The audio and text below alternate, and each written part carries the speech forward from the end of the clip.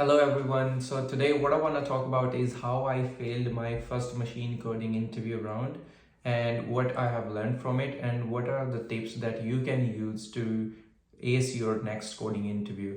So let's get started. तो कहानी की शुरुआत होती है यार कि किसी कंपनी के सीईओ ने मुझे लिंक्डइन पे अप्रोच किया था कि ये मिड लेवल डेवलपर पोजीशन के लिए वो हायर कर रहे हैं और ये फ्रंट एंड बेस्ड रोल है और अगर मैं इंटरेस्टेड हूँ या नहीं। तो मैंने उनकी वेबसाइट पे जाके देखा तो वो जो काम कर रहे थे it was really exciting. Then I replied yes I am interested and I would love to know more. तो उसके बाद हमारी मीटिंग हुई तो उसमें उसने बताया कि हम क्या करते हैं और आपको अपनी जो करंट जॉब है वो क्यों छोड़नी है। तो ये सब कुछ होने के बाद तो उसने मुझसे पूछा कि हम दो टाइप के इंटरव्यूज करते हैं टेक्निकल। या तो एक होगा कि जो 1 आवर का होगा और उसमें लाइव कोडिंग सेशन होगा जिसमें दो इंजीनियर्स उनकी टीम के मेरे साथ होंगे और वो मेरे को चैलेंजेस देंगे और मुझे वो चैलेंजेस करने होंगे। और सेकंड ऑप्शन था मेरे पास कि एक टेक अवे होम प्रोजेक्ट वो मुझे देंगे और वो उसको करने के लिए अराउंड 3 घंटे उसने कहा था कि तुम्हें अपना टाइम अलॉट करना पड़ेगा। लेकिन मैंने फर्स्ट ऑप्शन चूज़ किया क्योंकि बाकी और कंपनीज भी डेवलपर्स को ऐसे ही इंटरव्यू से हायर करती हैं। तो मैंने सोचा कि मेरा एक्सपीरियंस भी हो जाएगा ऐसे इंटरव्यू एनवायरनमेंट में। तो मैंने फर्स्ट ऑप्शन चूज़ किया। जस्ट डिस्क्लेमर कि फुल ट्रांसपेरेंसी के लिए कि मैं मतलब जॉब नहीं देख रहा था कोई भी, लेकिन उन्होंने मुझे अप्रोच किया था और मैंने सोचा कि हाँ मेरा जो मिड लेवल का जो इंटरव्यू एक्सपीरियंस है वो भी हो जाएगा और मुझे पता चल जाएगा कि कैसे कंपनीज जो है हायर करती हैं, ताकि आगे जाके अगर मुझे जॉब देखनी भी पड़े तो मुझे पता होगा कि हाँ मुझे इंटरव्यू में क्या करना है। और इस टाइम मैं अपनी जॉब पे बहुत हैप्पी हूँ क्योंकि वो पिछले 1.5 साल से मैं फ्रंट एंड पे काम कर रहा हूँ और अभी मुझे बैक एंड पे काम करना है। और मैंने उनको कहा कि मुझे ये करना है तो मुझे नेक्स्ट ईयर के स्टार्टिंग से अब मौका दे रहे हैं कि तुम बैक एंड टीम के साथ काम करो और 3 महीने उसके साथ देखो। अगर आपको लगता है कि आपने बैक एंड में हैप्पी हो तो हम उस चीज़ को ही प्रोसीड करेंगे, otherwise you will have a choice कि आपने अगर अपनी जो करंट टीम है फ्रंट एंड की उसमें आना है। और अब आता है मशीन कोडिंग इंटरव्यू का दिन और उस दिन मैं अपना जो क्रिएट रिएक्ट ऐप जो उन्होंने कहा था कि इंटरव्यू से पहले आप इंस्टॉल करके रखना, तो वो मैंने कर ली थी। और मैं बहुत मतलब कॉन्फिडेंट भी था कि हाँ मैं इस इंटरव्यू को कर लूँगा, that it's just a challenge. और उसके बाद इंटरव्यू स्टार्ट होता है और वो मुझे मेरी जो प्रॉब्लम है वो देते हैं। और वो प्रॉब्लम कुछ ऐसी थी कि सबसे पहले मुझे एक एपीआई कॉल करनी है और उसके बाद उसने मुझे 10 अलग अलग जो है एक डाटा सेट देना है जिसमें 10 चीज़ें होंगी और उनके नाम होंगे। और फिर उसके बाद उस जो नेम होंगे ईच आइटम में उसके साथ मुझे अ, उनकी डिटेल्स लेने के लिए और 10 कॉल्स करनी है। तो ये सारा मेरा डाटा था जो कि मुझे चाहिए था और उसके बाद मुझे उस डाटा को जो है वो रेंडर करना था। और वो जो कंपोनेंट है जिसमें वो रेंडर होना था वो उन्होंने दिया हुआ था और सीएसएस भी उन्होंने पहले से ही की हुई थी, तो सीएसएस का कोई लेना देना नहीं था इसमें। सिर्फ एक ये प्योर जो है टेक्निकल राउंड था और वो सिर्फ मेरी लॉजिकल थिंकिंग देखना चाहते थे। तो उसके बाद मैं स्टार्ट करता हूँ अपने जो पहला मेरा टास्क था, जो कि पहले वो 10 नाम मुझे एपीआई कॉल से करने थे। तो वो बहुत इजी था और वो अराउंड 2 या 3 मिनट में हो गया।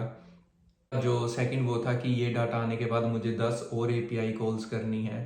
तो मैंने वो करना स्टार्ट किया और लेकिन वो बार बार एरर थ्रो करी जा रहा था। और जब जैसे ही मैंने कंसोल जो है खोला उसके अंदर बहुत सारे एरर्स थे। और यहीं पे मेरी जो पहली मिस्टेक है वो होती है, क्योंकि जब आप क्रिएट रिएक्ट ऐप इंस्टॉल करते हो तो आपका जो स्ट्रिक्ट मोड है वो पहले से ही ऑटोमेटिकली ऑन होता है। और इसका क्या मतलब है कि अगर आपकी कोई भी यूज स्टेट या फिर यूज इफेक्ट उसमें हुक्स हैं और वो हुक्स जो हैं वो 2 बार फायर करेंगी और उनके जो एरर्स हैं या कुछ भी है उसके अंदर वो कंसोल लॉग में काफ़ी ज़्यादा होगा। तो अगर आप ऐसे सोच सकते हैं कि जैसे ही मैंने 10 एपीआई कॉल्स करनी थी और अगर वो रॉन्ग जाती हैं तो मेरे पास और अगर वो 2 बार फायर यूज़ इफेक्ट 2 बार फायर होता है तो मेरे पास बहुत सारे एरर्स हो रहे थे। तो मेरा कंसोल जो था वो सारे का सारा रेड दिख रहा था और मैं बहुत ज़्यादा उस टाइम पैनिक कर गया कि ये क्या हो रहा है। और जो उनका जो सेकंड फैचर फंक्शन था वो भी जो डाटा को है रिस्पॉन्स के बाद जेसॉन में कन्वर्ट कर रहा था और वही मेरा एरर था। लेकिन मैंने इतना ध्यान नहीं दिया, मैं इतना पैनिक कर गया था कि मैं कंसोल की तरफ मैंने इतना ज़्यादा देखा ही नहीं। मुझे लगा मैं कोई इंटरनली अपने कोड में मेरा कोई एरर है कि जो मैंने लिखा है। तो उसके बाद यहाँ पे मेरा बहुत ज़्यादा टाइम वेस्ट हो गया और मैं बहुत पैनिक कर गया था क्योंकि यहाँ पे मेरे 10 से 15 मिनट ख़राब हो गए फाइनली, क्योंकि उन्होंने मुझे इस चीज़ का जो है रिस्पॉन्स दिया कि मे भी शायद ये जेसॉन जो है कि ना हो डाटा जो वापस आ रहा है। तो मैंने वो जो कन्वर्टिंग टू जेसॉन था वो मैंने हटाया और उसके बाद वो बहुत अच्छे से जो डाटा है वो आ गया और वो मैंने एक स्टेट में स्टोर कर लिया। तो यार यहाँ तक आते आते तक मेरे 20 से 25 मिनट जो है इंटरव्यू के चले गए थे। और उसके बाद जैसे ही मेरे पास वो डाटा आता है तो पहला जो मेन टास्क था मेरा, वो जो उस डाटा को रेंडर करना था, वो सिर्फ 1 या 2 मिनट का ही काम था कि मैंने सिर्फ उस कंपोनेंट को जो उन्होंने पहले से ही प्री बिल्ट था उसको सिर्फ डाटा देना था और उसने वो सारे रेंडर कर देने थे। और जो सेकंड मेरा टास्क था वो ये था कि एक बटन उन्होंने दिया था उसको क्लिक करना है और जैसे मैंने 10 किए हैं उसके बाद मुझे 10 और फैच करने हैं। तो एवरी सिंगल टाइम वो बटन क्लिक हो रहा है 10 और फैच करने हैं और उसके साथ वो जो भी डाटा जो वो दे रहा है वो सारे का सारा डिस्प्ले करना है। लेकिन एक टाइम पे मुझे 10 ही कॉल्स जो है करनी थी। तो उसके लिए मैंने एक स्टेट बनाई जिसके अंदर की जैसे ही मैं क्लिक करूँगा वो जो नंबर है वो इंक्रीज हो जाएगा। तो उस हिसाब से वो मुझे उसमें भी 2 या 3 मिनट ही लगे क्योंकि ये बहुत इजी था और ये मैं मतलब अपनी जो डे टू डे जो मैं करता हूँ काम वो उससे रिलेटेड था बिल्कुल। तो जो मेरा थर्ड टास्क था वो था कि उन चीज़ों को जो वो आई हैं रिजल्ट्स मेरे पास उनको मैंने ग्रुप्स में कन्वर्ट करना था। वो भी जो चैलेंजेस जो थे उसके बाद 2 और रह गए थे और वो बहुत ही इजी थे। वो जो मैं क्योंकि डाटा मैनिपुलेशन करना मतलब इतना हार्ड नहीं है मेरे लिए क्योंकि ऑफ कोर्स 1.5 साल का अब एक्सपीरियंस हो गया है। तो डाटा को जैसे भी मतलब मैनिपुलेट करना होता है वो मैं इजीली कर सकता हूँ। लेकिन यहाँ इस पॉइंट तक पहुँचते पहुँचते सिर्फ 5 मिनट रह गए थे और उन्होंने मुझे कहा कि जो ये 2 और फंक्शंस बनाने हैं तो ऑब्वियसली 5 मिनट के अंदर ये बहुत ही ज़्यादा मुश्किल है, तो इस इंटरव्यू को हम ख़त्म करते हैं। लेकिन आप हमें वैसे बता दो कि इन प्रॉब्लम्स को कि आप कैसे अप्रोच करोगे। तो उसके बाद जो मेरे बाकी के जो 15 मिनट क्वेश्चंस थे तो उसके बारे में उन्होंने बस यही पूछा कि आप ये कैसे करोगे और उसके बाद कि आप अपनी कंपनी को क्यों छोड़ना चाहते हो और हमारे साथ क्यों काम करना चाहते हो।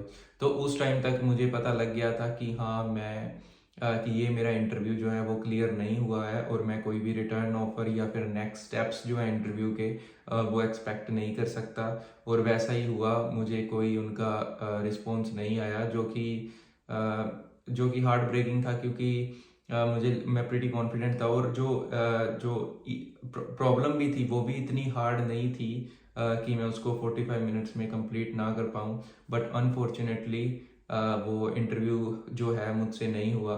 तो यहाँ पे मेरी एक और मिस्टेक थी कि जैसे ही हम करते हैं कि जैसे ही मैंने यूट्यूब पे क्वेश्चन सर्च किए थे और उनमें वो दिखा रहे हैं कि ऐसे ऐसे करके आपने जो है प्रॉब्लम सॉल्व हो जाएगी, लेकिन आप उसको एक्चुअली ट्राई नहीं करते। और अगर आप किसी वीडियो को देखोगे और उसमें उसने वो कोई सॉल्यूशन बता रहा है और उसके बाद आप उसको ट्राई करने की कोशिश करते हो, वो आपसे नहीं होता। तो इसी कॉन्फिडेंस में मैं भी था कि मुझे एक्सपीरियंस भी है और ऐसे ऐसे ये दिखा रहे हैं कि मुझसे जो है हो जाएंगे ये जो क्वेश्चंस हैं। लेकिन उसके बाद जैसे ही मैं उनको करने भी बैठा था वो 1 घंटे का जो इंटरव्यू राउंड होता है उन यूट्यूब वीडियोस में भी थे वो था और मुझे उन क्वेश्चंस को करने के लिए भी 2 घंटे लग रहे थे। लेकिन वो क्वेश्चंस मैं कर पा रहा था, लेकिन कि इतने मुश्किल वो क्वेश्चंस नहीं थे।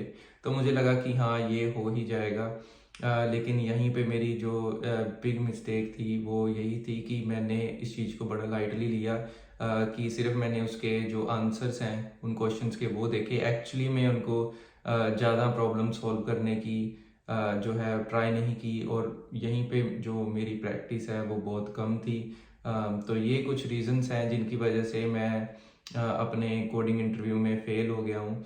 लेकिन आप ज़रूर इस चीज़ की, अगर आपका कोडिंग इंटरव्यू आ रहा है तो उसकी प्रैक्टिस ज़रूर करो, उसको लाइटली बिल्कुल भी मत लो। क्योंकि अगर आप नॉर्मली भी उस चीज़ को ट्राई करते हो तो आप उस पे 2 या 3 टाइम्स और हार्ड हो जाता है जब 2 बंदे जो आपको देख रहे हैं एक इंटरव्यू इन्वायरमेंट में, और आपके पास टाइम लिमिट है। तो इसीलिए आप उस चीज़ की ट्राई करो कि जैसे ही आप कोई भी कोडिंग क्वेश्चन सॉल्व करने बैठते हो तो आप उसका टाइमर ज़रूर ऑन कर लो, ताकि आपको पता हो, आप उस टाइम को ट्रैक कर पाओ कि हाँ 45 मिनट्स में मुझे ये चैलेंज जो है वो करना ही करना है। तो यार आज की वीडियो के लिए इतना ही। अगर आपको ये वीडियो अच्छी लगी होगी तो प्लीज़ लाइक और कमेंट करो, और मिलते हैं अगली वीडियो में।